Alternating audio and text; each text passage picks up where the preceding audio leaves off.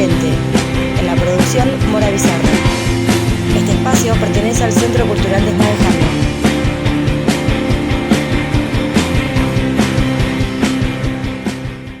Muy buenas noches, otro lunes de Desmadejando, y hoy vamos a desmadejar junto a dos docentes. Ella es Marcela Virocho, que ha sido maestra de grado, directora de escuelas públicas, inspectora distrital y regional. Actualmente Marcela es funcionaria en la Dirección General de Escuelas. Y también va a estar desmadejando con nosotros Jorge Iltis, que es profesor de historia y dirige la Escuela Secundaria Pública número 52. Obviamente andaremos por los carriles de la educación y tanto más. Sean muy bienvenidos en este Desmadejando. Bueno, muchas gracias. Muchas gracias. Y bueno, a ver, año atípico, si los hay, y la educación ha sido y es uno, me parece, de los ejes donde la comunidad en general pone toda su mirada, todas sus tensiones, diría yo, y su atención.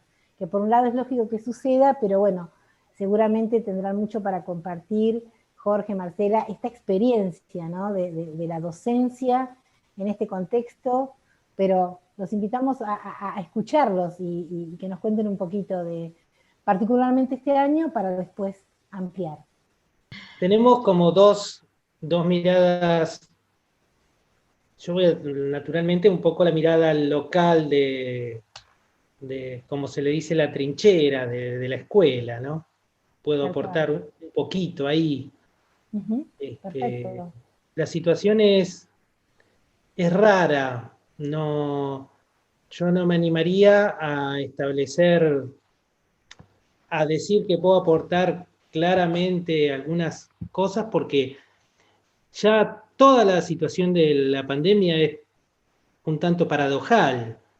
Si te encerrás, anda mal la economía, y si no, a la inversa, y si se critica, a lo mejor se critica, hablando de la pandemia, pero también de la escuela, según determinados posicionamientos políticos, y a veces no interesa tanto el objeto que se critica, sino que se lo critica porque se lo vincula a un proyecto oficialista o no. Así que es confuso. Dentro de esa confusión hubo una gran evolución de marzo a esta parte. Y bueno, y hubo que superar, y se siguen superando muchos problemas, y hay otros tipos de aspectos sobre los que no se puede avanzar. Yo estoy hablando de una escuela que la mitad del alumnado tiene serios problemas para tener cualquier tipo de conexión, y la otra mitad solamente lo hace por WhatsApp, en forma discontinua, muchas veces sin teléfono celular propio. Así que es como que el ejemplo de lo que pasa en mi escuela es uno de los ejemplos difíciles por no tener conectividad. Jorge, ahora, seguro que no sos de excepción, para nada, pero impacta escucharte esto que acabas de describir, porque hay un 50% que, digamos, muy complicado, y el otro, que aparentemente está menos complicado, igual el recurso es el celular y un WhatsApp. O sea, la continuidad, el contacto, el ida y vuelta, el gran desafío para los docentes, vos en tu rol directivo y estos estudiantes, ¿no? O sea, realmente me impacta ese panorama. Uno imagina, por lo menos imagina, sabiendo, ¿no? Pero en la generalidad se imagina una computadora al menos, o una de escritorio, o una notebook, que en la familia se distribuyan el tiempo, ni cerca No, por lo que estás diciendo. No, ¿Y la entonces? verdad que, ¿Y entonces? Y bueno, ahí viene la gran creatividad. Se hace lo que se puede, y después también influye mucho qué mirada se le da a eso que se puede hacer. Yo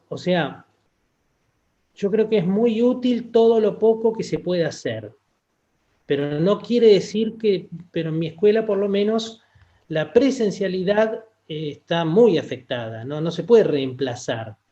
Lo que sí es importante es que se mantenga viva la situación escolar, que se mantenga viva la escuela en el barrio, que todos sigan sabiendo que la escuela está donde está, que puedan ir a preguntar algo aisladamente, que reciban un cuadernillo en muchas escuelas, que puedan recibir también algún bolsón de alimentos, no es mi caso. Así que uno tiene que ponderar lo poco que se hace y que es importante. Para mí es muy importante.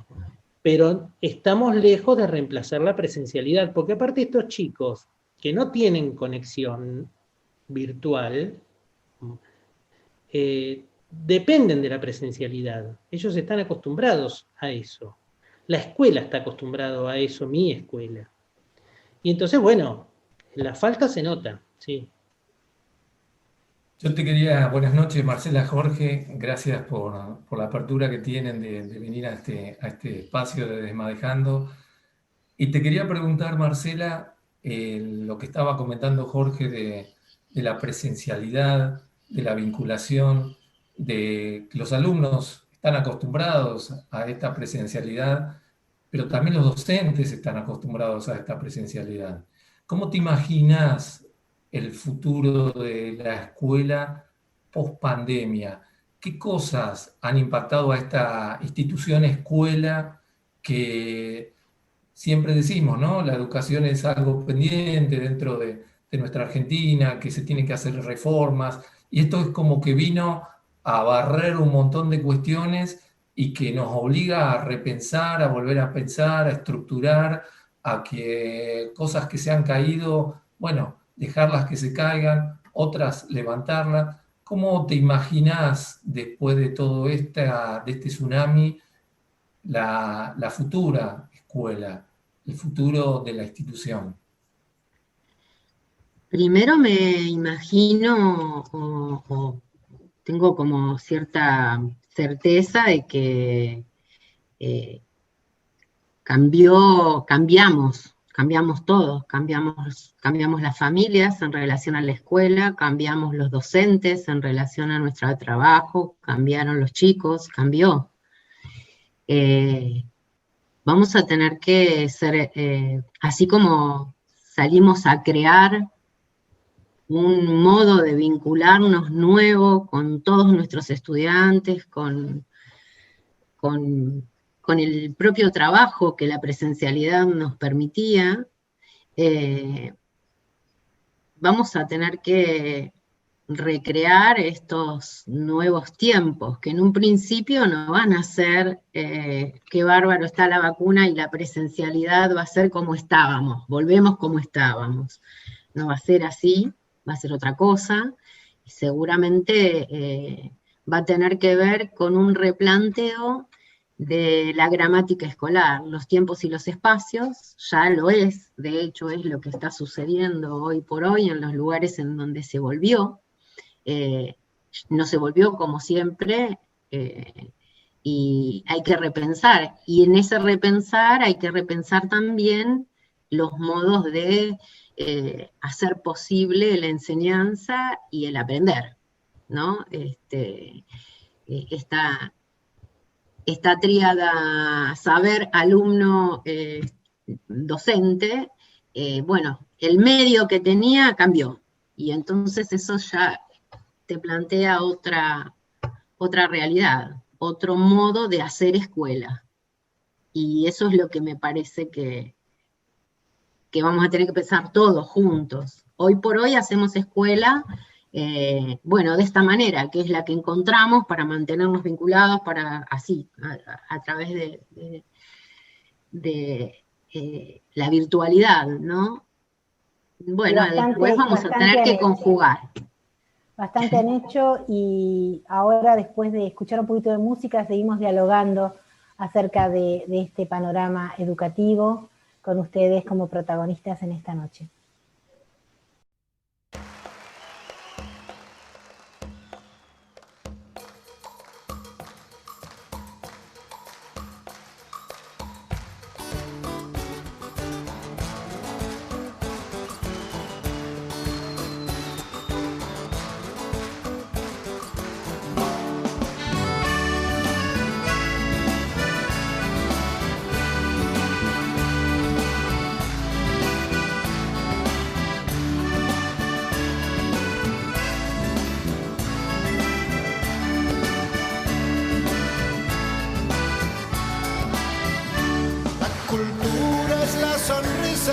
Que brilla en todos lados, en un libro, en un niño, en un cine o en un teatro.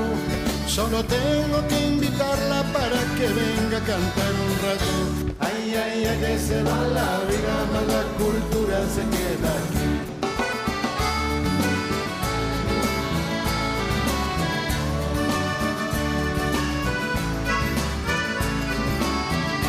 La cultura es la sonrisa para todas las edades. Puede estar en una madre, en un amigo o en la flor, o quizás se refugie en las manos duras de un trabajador. Ay, ay, ay, que se va la vida, más la cultura se queda.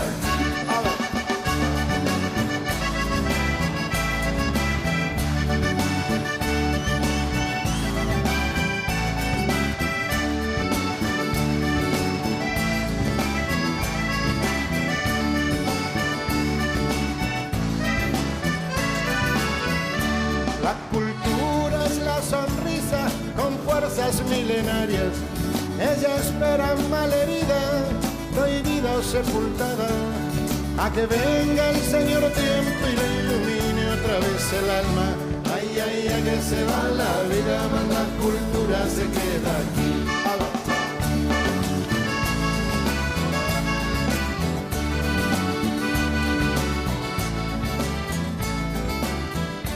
La cultura es la sonrisa que acaricia la canción y se alegra todo el pueblo. ¿Quién le puede decir que no? Solamente alguien que quiera que tengamos triste el corazón.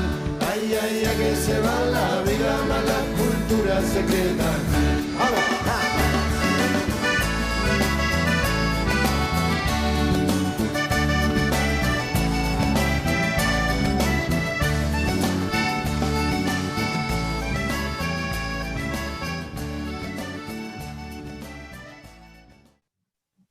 Bueno, y acá estamos de vuelta con Desmadejando en la radio, con Jorge Iltis y Marcela Virocho. Y la pregunta un poco va dirigida a querer saber cómo se va a medir, cómo se va a tomar en cuenta este año, este raro año el lectivo para los chicos y las chicas en los colegios, cómo se va a medir la mejora educativa que han tenido, es decir, la superación, el grado, el año, como querramos denominarlo, para saber si han podido recibir la información que es menester para pasar de año. Bueno, yo retomaría con lo que hablamos al principio, de que este año no es comparable. Entonces, las soluciones tampoco son comparables y la evolución no va a ser la misma. En los primeros meses del año se hablaba como de un... Yo pensaba, y un poco era la línea de lo que interpretaba de las directivas que recibía de la Dirección General de Escuelas, que estábamos haciendo un aprovechamiento del tiempo hasta que se volviera a la presencialidad, en donde la gente más moderada pensaba en septiembre. Con lo cual, eso nos permitiría terminar el año en forma presencial, recuperar lo que no se pudo hacer en la primera parte del año, etc. En septiembre, no solo nos dábamos cuenta que no volvimos, sino que también nos dábamos cuenta que podíamos tener un año más. Con lo cual, las reglas de juego también le cambiaron a la escuela, totalmente. Y lo que iba a ser un paréntesis primero de 15 días y después empezó a ser de un mes, de 2 meses, terminó siendo todo un año raro. En donde hay cosas que no se pueden hacer. Por ejemplo, uno puede enseñar, pero es difícil, en el caso de no tener vinculación por Zoom, es difícil evaluar aprendizajes. Entonces uno más bien evalúa la recepción del alumno, que el alumno devuelva los trabajos que haya trabajado. Pero no hay muchas posibilidades en los términos de conexión de mi escuela de tomar examen. Así que, muy en línea con eso, yo estoy de acuerdo con lo que se hizo, bajaron una serie de lineamientos que son los que tenemos que aplicar, que los resumo porque es complejo y no se trata tanto de... No viene al caso. No viene al caso, pero el año escolar se toma como biaño, se hace una unidad entre 2020 y 2021. Para asegurar el derecho de los alumnos, que es muy dispar la posibilidad que han tenido de enfrentar esta educación a distancia, los chicos no repiten, pero para aprobar tienen que seguir el año que viene compensando con trabajos y con la que esperamos sea algún grado de presencialidad. Y entonces hay como 3 categorías, digamos, de evaluación, que son los que tienen una trayectoria que pudieron ir y circular en el año, una trayectoria adecuada. Esos chicos se los considera que el año que viene empiezan al año siguiente sin tener que recuperar nada. Después tenemos los chicos que han tenido una trayectoria discontinua, que han mandado trabajos, pero no todos, han estado conectados, pero algún mes no. Dicho sea de paso, les pasa cuando pierden el celular. Hay muchas razones que... Y cuando no se puede pagar el celular también. Hay una cuestión de costos también. Entonces ahí los profesores evalúan esto. No se hay, en el caso de estos chicos no va a haber una calificación por nota. Se va a llamar trayectoria en proceso y los profesores preparan un trabajo que se llama integrador o de recuperación de contenidos, que los alumnos lo van a preparar entre febrero y marzo para compensar un poco lo que no alcanzaron a ver en el año por esta participación discontinuada. Y después tenemos chicos que directamente no pudieron participar. Y esos son los de la ATR, ¿no? Los que están con... Claro, eso es claro, del ATR lo podemos hablar en un minuto aparte. Los que no pudieron participar, que ellos tienen que hacer ese trabajo de recuperación, pero a la vez van a tener que hacer un trabajo más durante el año que viene. Y se llama trayectoria... acompañada, ¿no? En desarrollo, algo, ahora se me va el nombre. O sea, una fuerte también, siempre estuvo este año, pero además una apoyatura docente también muy exigida, ¿no? Digamos, habla de la entrega. Cuando uno escucha a veces los palos, por decirlo así burdamente, ¿no? Las críticas a que pareciera que el docente no solo no hizo nada, sino que no quiere volver por un capricho, la verdad es que me imagino cómo se deben sentir ustedes como docentes con esa mirada, que obviamente no es la mayoría de la población. Lo que pasa es que estamos acostumbrados, perdóname, claro, yo iba a decir exactamente eso. Tendenciosa y política. Claro, estamos acostumbrados. Años. Cada vez que se discutía un aumento parecía, los vagos docentes. Tal cual. Estamos acostumbrados. Sí. No quiere decir, ojo. Yo creo que... No por este gobierno, en este caso es por la pandemia, pero bueno, antes de la pandemia lo sufríamos, perdón. Sí.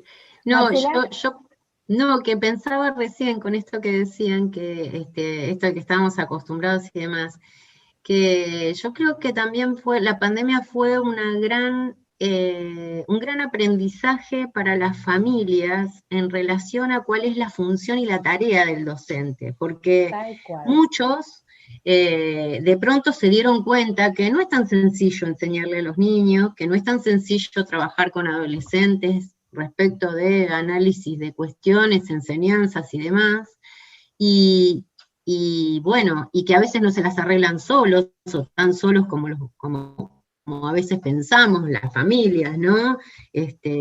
Esto de, bueno, no importa que no termine la tarea, después total preguntás, bueno, ahora no estaba, había que tener una gran apoyatura en casa, ¿no es cierto? Bueno, esto, yo creo que también eso ha sido positivo en el sentido de poder volver a comprender. En otro tiempo había mucha actividad de las familias.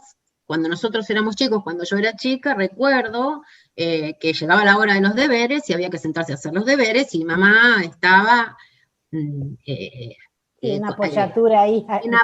Claro, apoyando la actividad. Después los tiempos cambiaron mucho, los padres trabajan muchas horas, si tienen la suerte de trabajar, si no tienen que andar buscando changa y ver qué consiguen, y entonces, claro, a veces no hay nadie. Y nosotros los docentes no contamos ya con esa colaboración que había, porque los papás no están, porque los papás me refiero a las familias en general, ¿no? Sí. Y entonces, bueno, digo que en ese sentido quizá la pandemia nos trajo, bueno, esto de tener que apoyarnos mutuamente, claro, de nuevo, ¿no? ¿Cómo se definiría ahora la actividad docente en ese sentido? ¿Cómo se redefiniría la actividad docente por esta pandemia, ¿no? Porque evidentemente el docente ha puesto mucho esfuerzo, mucha voluntad, pero también se le vinieron abajo algunas formas, estructuras y demás, que a veces estaba capacitado para llevarlos adelante y otras veces no. Entonces, quizás hasta redefiniendo su rol, redefiniendo su metodología de enseñanza, redefiniendo su pedagogía o su forma. Mira, yo he visto cosas maravillosas, Carlos. Yo he visto cosas maravillosas. He visto un teléfono de un docente, un pizarrón improvisado en casa y un teléfono apoyado con 2 palos, agarrado con una cinta, filmándose la actividad en el pizarrón. O sea, la verdad que han sido muy creativos, hemos sido muy creativos. Yo podría decir que nosotros tuvimos que reinventar cómo hacer para tomar pruebas de selección. Yo estoy en este momento en la dirección de concursos y pruebas de selección, y era inventar algo o que pasara el año y no tuviéramos nuevos directores, secretarios, inspectores, y hubo que ser muy creativo, hubo que inventar hasta lo que antes ni siquiera pensábamos, como por ejemplo una acreditación para rendir una prueba. Y lo hicimos. Yo creo que nos vamos definiendo y nos vamos redefiniendo en cada actividad, en cada momento. Lo que sí llegó para quedarse, me parece, es esta posibilidad de lo virtual incluido en el cotidiano. Esto me parece que también nos posibilitó muchas cosas. Ahora, los docentes siempre vamos a enseñar. Estamos para eso. Ese es nuestro trabajo. Y podrás redefinir la estrategia, pero el modo, la forma, pero ese vínculo que tenés que crear con el estudiante y que el estudiante tiene que crear con vos y vos tenés que hacer la maravilla de que eso suceda, eso es la pasión por la que somos docentes, ¿va? Entonces eso no varía, creo, por lo menos eso es lo que yo siento. Hermosa definición, Marcela, de lo que es hacer docencia. Y bueno, seguimos después de la música desmadejando junto a Jorge Iltis y Marcela Virocho sobre este tema que nos atraviesa durante toda la vida.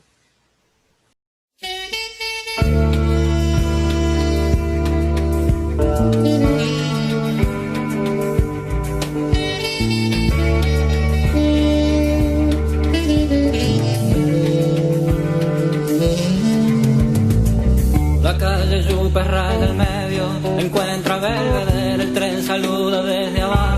con silbos de tristeza, aquellas filas infinitas, saliendo de central, el empedrado está tapado, pero allí está la primavera en aquel barrio, se llama soledad, se llama gritos de ternura, pidiendo para entrar y en el apuro está lloviendo, ya no se apretarán mis lágrimas en tus bolsillos, cambiaste de sacón, un día nos encontraremos, en otro carnaval tendremos suerte si aprendemos que no hay ningún rincón, que no hay ningún atracadero que pueda disolver en su escondite lo que fuimos, el tiempo está después.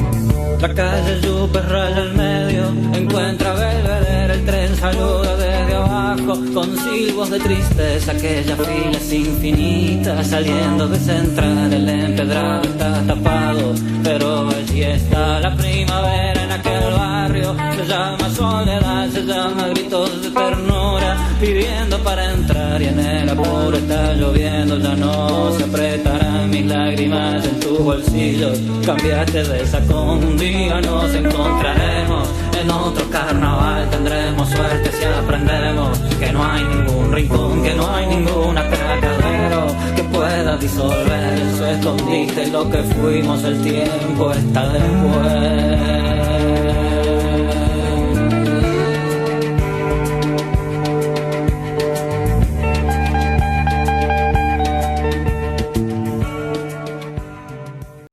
Bueno, y seguimos desmadejando radio. Entonces, ahora con Jorge y Marcela, el planteo un poco es, digamos, ¿cómo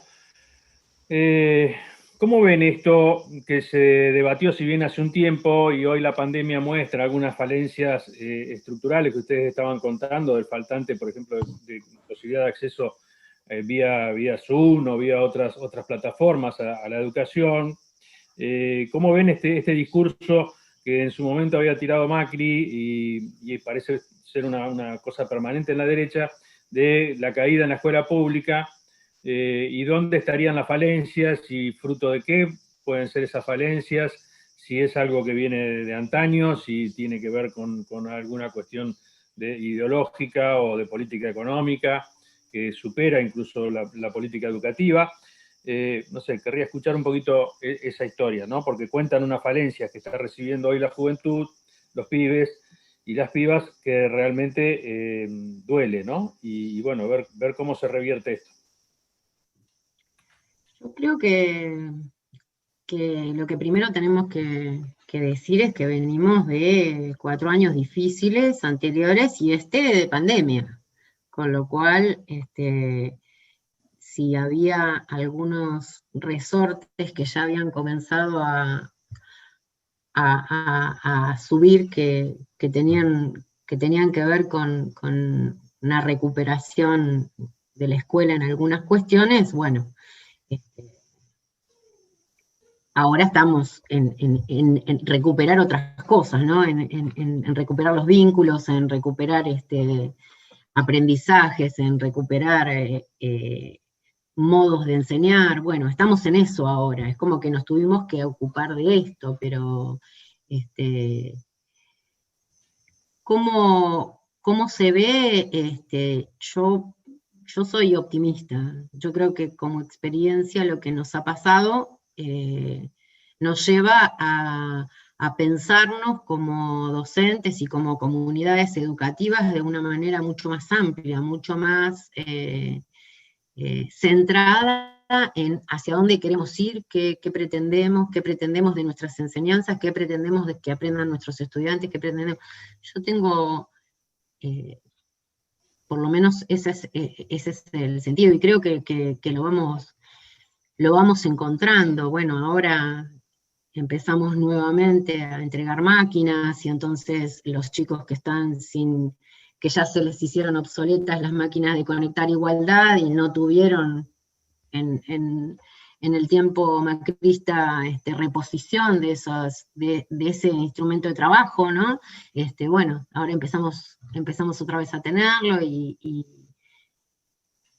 bueno, iremos suplantando porque la pandemia nos dejó en otro lugar peor del que estábamos, porque nada, tuvimos que salir con lo que teníamos a resolver, como decía Jorge hoy, en un principio pensando que era algo de poco tiempo, y después a medida que iba pasando nos dábamos cuenta que no, que ya, y en esto, qué sé yo, lo que nos pasó, a nosotros nos pasó también con lo que fue, por ejemplo, el acceso a los cargos jerárquicos en los docentes.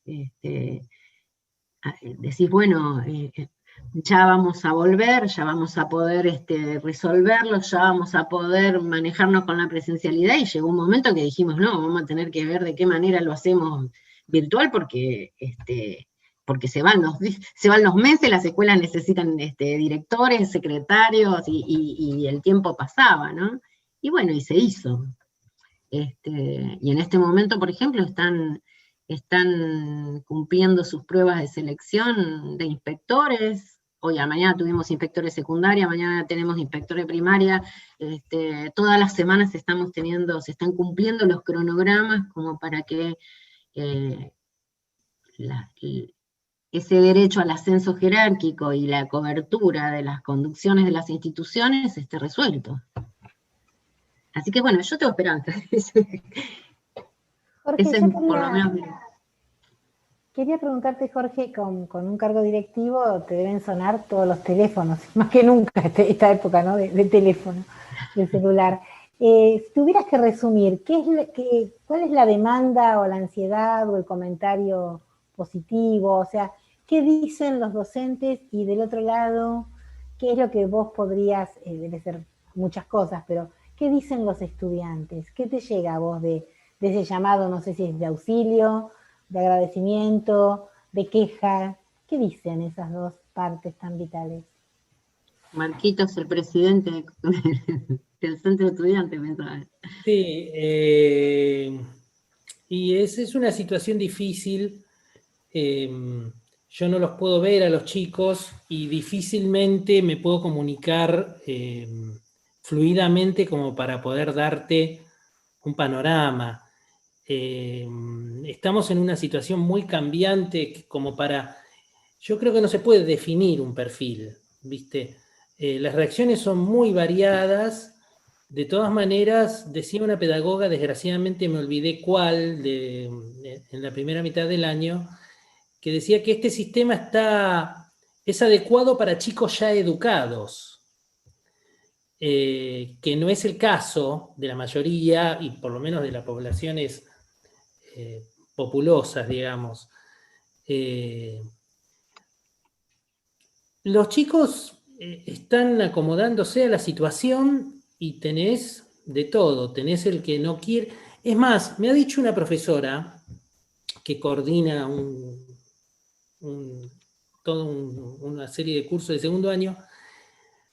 En el caso de cuando no participan, no saben ellos por qué no mandan la tarea. Yo tengo algunos que hacen la tarea y no la mandan, otros que no la mandan pero no saben por qué.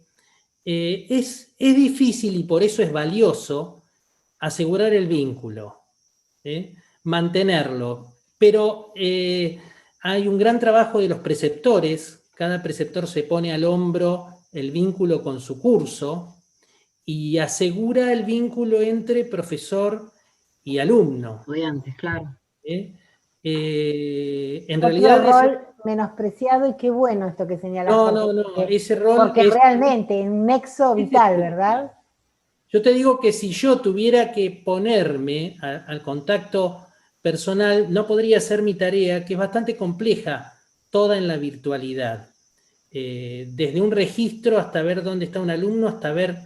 Claro. Entonces es como que a mí me roba un poco el tiempo, como para... Pero el preceptor es el que está viendo y te marca distintos grados de vinculación.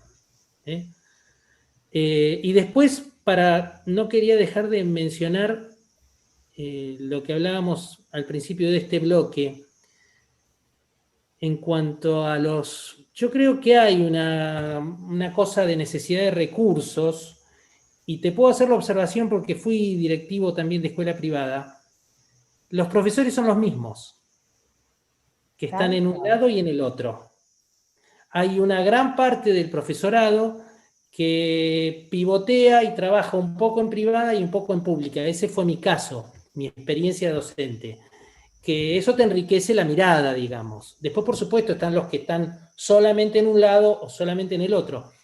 Pero el recurso humano es el mismo. Lo que falta es el recurso de la población y el recurso de la escuela, que ahí es donde varía. Y nunca nos podemos olvidar de Bourdieu con el capital cultural. El capital cultural de una familia define la educación de un alumno. Por eso es que es imposible que un gobierno haga todo bien, pero por lo menos que lo haga más o menos, que intente recuperar y atender a las poblaciones vulnerables, a los alumnos que no tienen recursos. Eso es en la línea correcta. Por supuesto que después problemas y cosas a mejorar siempre se va a encontrar, pero el tema de los recursos y el tema del capital cultural es importante. Y eso no se soluciona en un año, mucho menos en un año de pandemia. Yo creo que claro, el perfil educativo y de gobierno no se alcanzó a definir. Y agradezco que haya sido este el gobierno que nos tocó en esta pandemia, ¿no? Si no, no quiero imaginar lo que hubiera sido. Pero... cuento de terror. Sí, totalmente. Seguramente. Pero bueno, y incluso las netbook que recibíamos, para que nuestros hijos, ¿cada cuántos años cambian la suya? ¿No? Ni siquiera se soluciona con una netbook por alumno. Hay que irles renovando. Y nosotros recién estamos retomando lo que se había abandonado. Claro, y es ir contrarreloj en un tiempo, como dijimos, tan atípico. Para ir cerrando este espacio educativo junto a ustedes, ¿alguna reflexión, algún deseo? Estamos cerrando el año, los deseos siempre son bienvenidos. ¿Qué imaginan? ¿Dónde creen que hay que fortalecer los lazos? Y bueno, esta cuestión del vínculo entre docentes también, ¿no?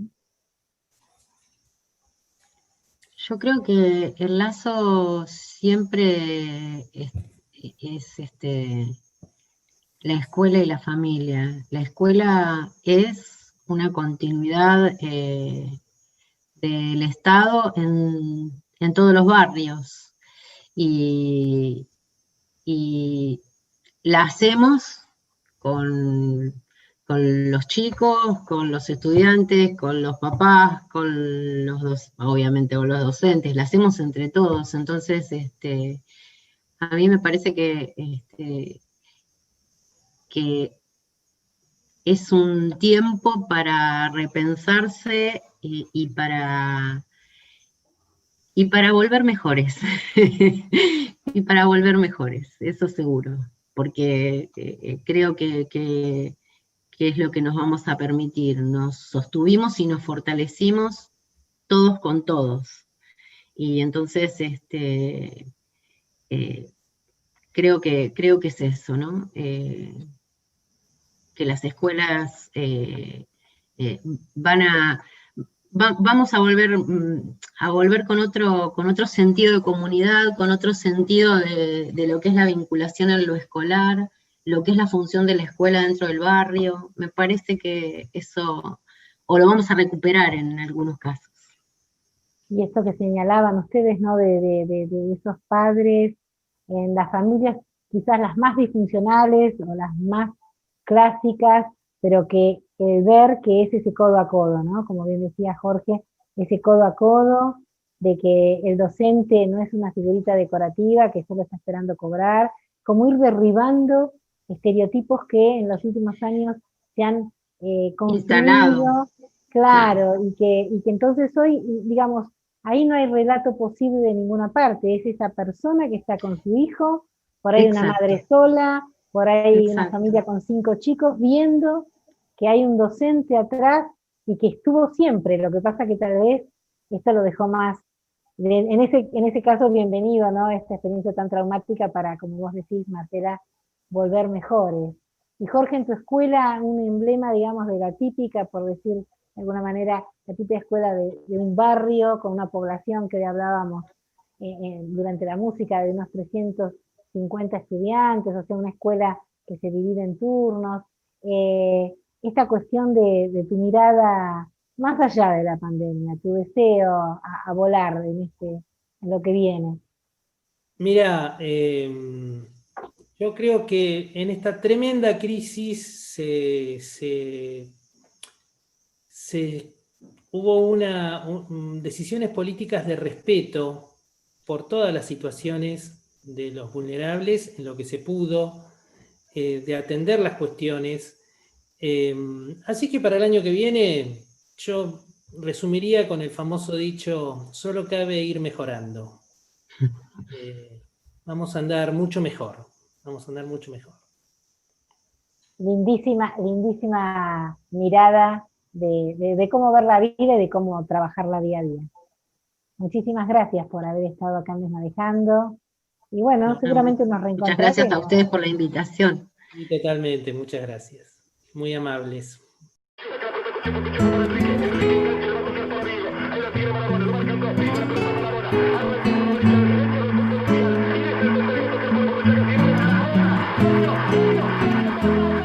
Con un par de lisos crotos, esperando por el bondi,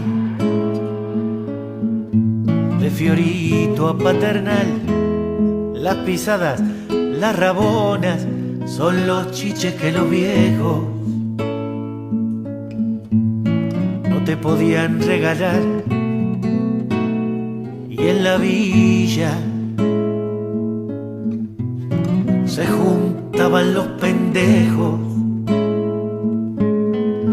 para verte gambetear del riachuelo para el mundo, desde el cielo hasta el infierno.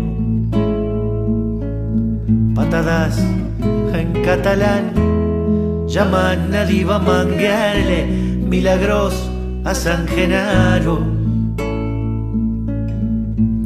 porque entrabas a jugar y se juntaron el jet set y la camorra para verte gambetear 30 millones de negros transpirando en tu remera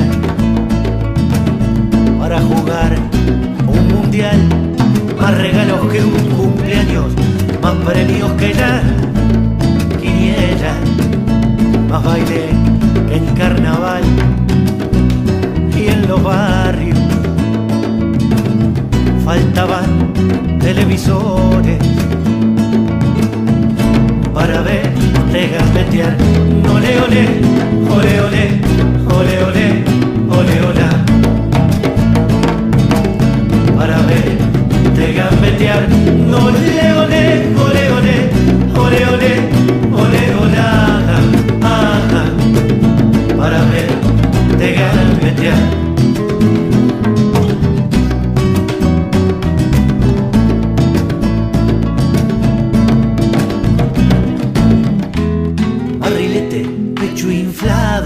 Con el sol de nuestros sueños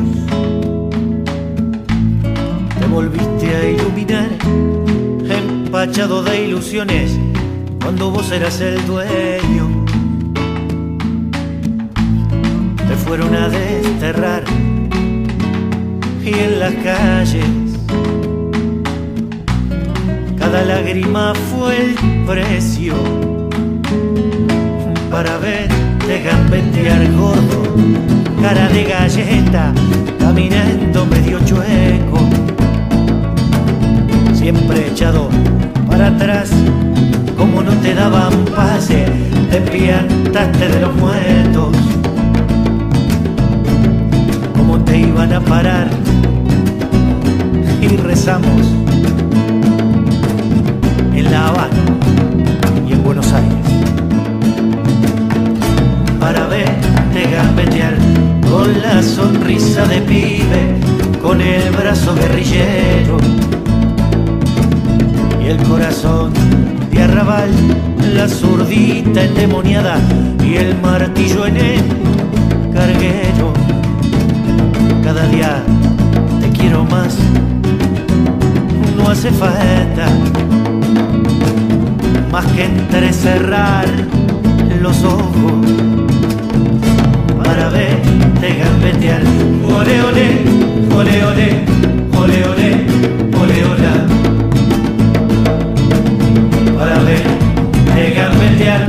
Ole, ole, ole, ole, ole, ole, ole, ola. Para verte gambetear. Ole, ole, ole, ole, ole, ole, ole, ola. Para verte gambetear. Ole, ole, ole, ole, ole, ole, ole, ola. Para verte gambetear.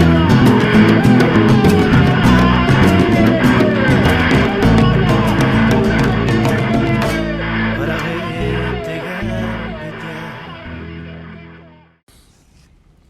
Hay un tema que es inevitable tocar, que genera tristeza en estos días, que es la desaparición física, como acostumbramos decir, en lugar de fallecimiento, de Diego Armando Maradona. Se ha hablado y se ha escrito infinidades, de las buenas y de las malas, de las que realmente sentían amor y de las que siempre sintieron desprecio, odio, temor, infinidad de sentimientos arraigados en los mediocres. Entre tanto que se vio, hubo un video de Diego donde lo entrevistan y con una precisión quirúrgica dice y se refiere a él como que siempre recibió el cariño y el afecto y el reconocimiento del pueblo, por lo cual hace un distingo entre figuras reconocidas y habla, dice, se ve que estamos hablando de la época del menemismo, y dice entonces, Menem, Cavallo son públicos, son figuras públicas, pero yo, que voy a ser reconocido y solo mencionado como el Diego, soy pueblo, yo soy popular. Pedazo enorme de definición, ¿no? Como para distinguir y de ahí arrancar que respecto a Diego Armando Maradona, y con esto voy a terminar, se lo toma entero, ¿sí? No se lo puede dividir y decir me quedo con el futbolista, no con el ser humano. Expresión liviana de aquellos pusilánimes que tienen temor hasta de hablar de sí mismos, que son sectores tristes de la población, que solo se alimentan del desprecio, del odio, de los prejuicios, de los preconceptos. Al amor se lo tiene sin condicionamientos, se lo siente, se lo comprende, y entonces se toma a la persona que se ama con todo, con lo bueno, lo malo, con todos los opuestos, algo de esto que nos ha enseñado la filosofía ancestral de los pueblos originarios. Somos conjunto de opuestos, estamos conformados por opuestos, entonces nos toman enteros, no nos cercenen y digan, me va, pero no, esta parte no. No, señores y señoras, es todo. Y el Diego del pueblo, el Diego popular, era así, era todo. Y digo esto porque lo voy a enlazar con lo que él representaba y que siempre me llamó la atención, más allá de lo emocionante que significaba verlo jugar en una cancha de fútbol. Fuera de la cancha era emocionante ver cómo fabricaba adversarios de fuste, ¿no? Y no le temblaba el pulso. Siempre fue a fondo con los dueños del poder, con los dueños de la pelota, con los dueños del circo, montado hipermillonario alrededor del fútbol, creando sindicatos de futbolistas, parándosele de manos al presidente de FIFA, al presidente de AFA, históricamente. Porque esto tiene que ver con la representación como un representante genuino de ese pueblo. Maradona era un representante genuino del sujeto político pueblo, de ese que está oculto o que se lo quiere ocultar, de ese al que se ha tergiversado hablando y sustituyéndolo por el término gente, por el término público. No, Maradona no era ni representante de la gente ni representante del público. Maradona era un representante genuino del pueblo. Salió del pueblo, nacido, criado en Villa Fiorito, y nunca abandonó esa pertenencia, más allá de que se pudiera haber codeado con las figuras públicas, no necesariamente populares, para utilizar sus términos, del mundo en el que vivió. Sabemos todos que no se le cerraba una sola puerta, y cuando se la cerraban, no se olvidaba de marcarlo, como cuando Japón no lo deja ingresar y dice: no me dejan ingresar porque consumí drogas, pero sí dejan ingresar norteamericanos que le tiraron 2 bombas atómicas. Son esas verdades indestructibles, son esas verdades que no tienen respuesta, porque la respuesta debería nacer de la vergüenza y el reconocimiento de los errores horrorosos que implican la falsedad de impedirle el acceso a un país fundado en el consumo de drogas. Esta representación popular que está tan en crisis, entonces retomo el hilo de unas líneas que siempre han sido hábito en este programa y en las palabras de cierre que he formulado, que son los que hacen referencia a la crisis de representatividad, a la crisis en definitiva, cuando hablamos de representatividad política de la sociedad, no es ni más ni menos que crisis de representatividad democrática y crisis de la democracia. ¿Por qué? Porque la democracia, esto fruto del accionar del bloque de poder mundial, es decir, países centroeuropeos y Estados Unidos y Japón, al que ahora sin duda está sumándose y sentándose con gran poder China, no les interesa un sistema democrático abierto y participativo, real, del pueblo. Les interesa solo la representación de unos pocos que sean voceros o pretendidos voceros de ese pueblo, con quienes se pueda negociar en otras instancias, ¿no? Y entonces se logra tener, en algunos casos, por parte de ese poder o ese bloque de poder mundial, gobiernos en los países frutos de la colonialidad, como el caso de Latinoamérica, se logra tener gobernantes, tecnócratas, es decir, que manejan la cosa pública como si se manejara simplemente una cuestión de oficina, una cuestión técnica, donde se oculta la política, donde se la critica por todos los vicios, donde se la ataca por corrupción. Y entonces los que llegan están al servicio abierto o encubierto de este bloque de poder imperial, que hoy manejan, y lo sabemos, el poder financiero internacional, es decir, los que tienen el dinero en su poder, hacen y deshacen. Y por supuesto les conviene entonces que el poder no esté distribuido entre los habitantes de un pueblo, sino que el poder político esté concentrado en pocas manos y sea más simple negociar y apretar a esas pocas manos. Fijémonos solamente en un hecho, y con esto termino, de lo que significa este condicionamiento, ¿no? Y esta crisis democrática que es mundial, que no es solamente nuestra.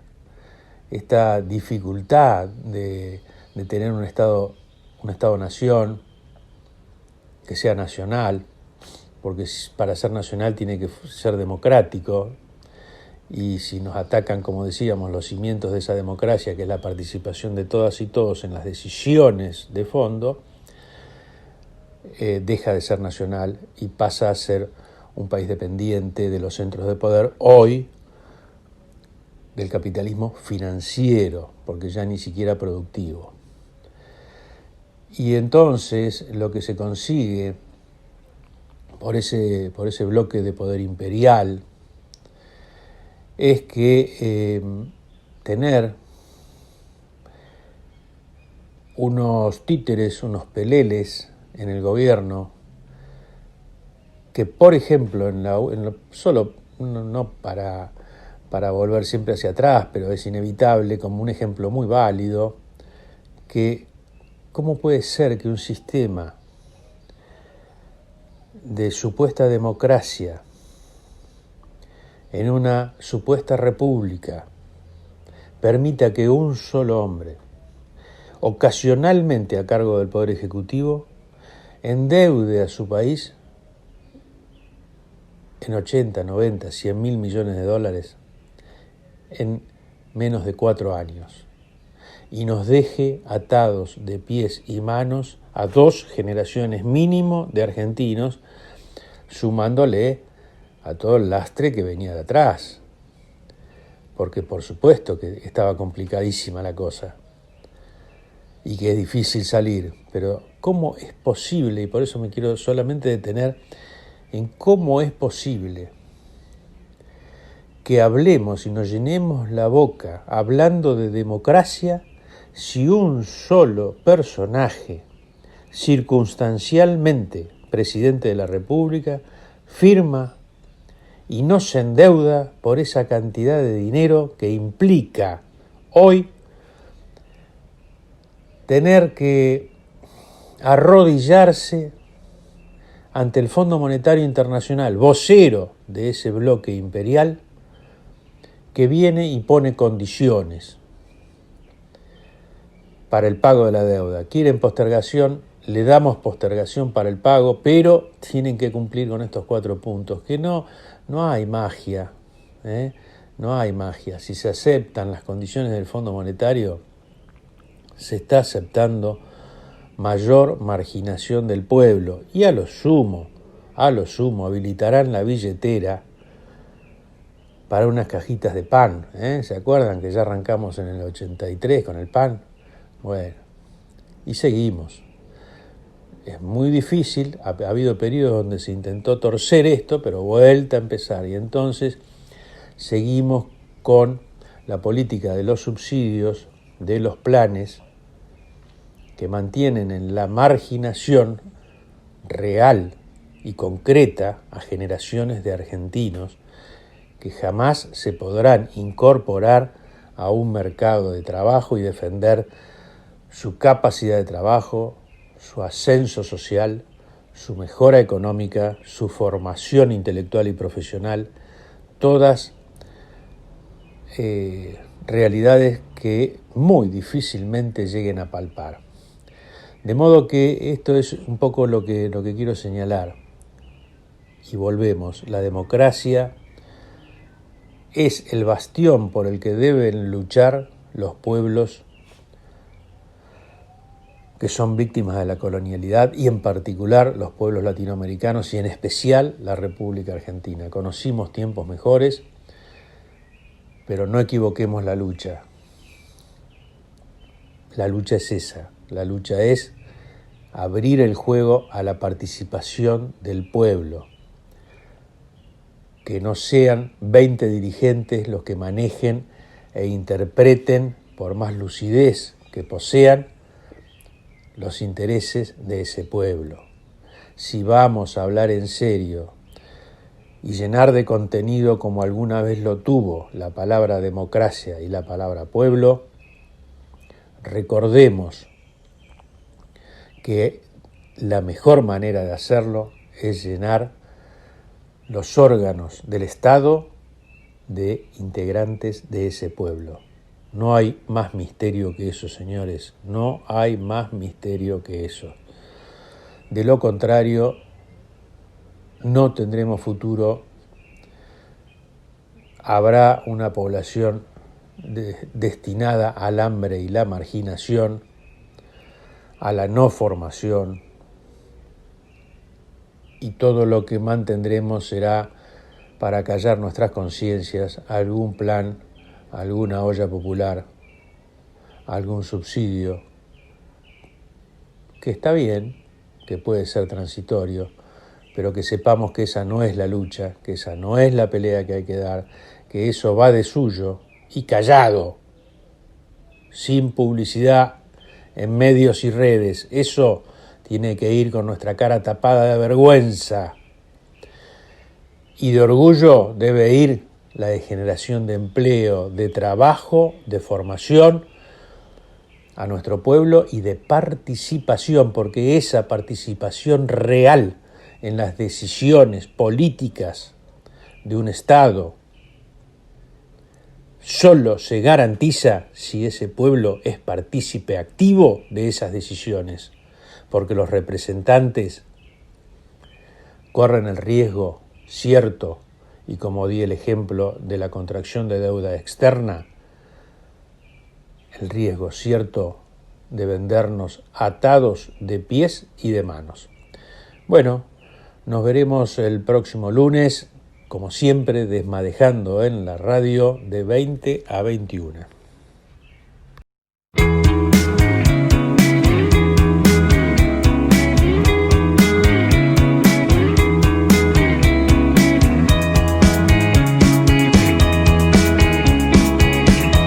Pueden encontrarnos por Facebook como Centro Cultural Desmadejando, en nuestro canal de YouTube o por correo desmadejando@gmail.com.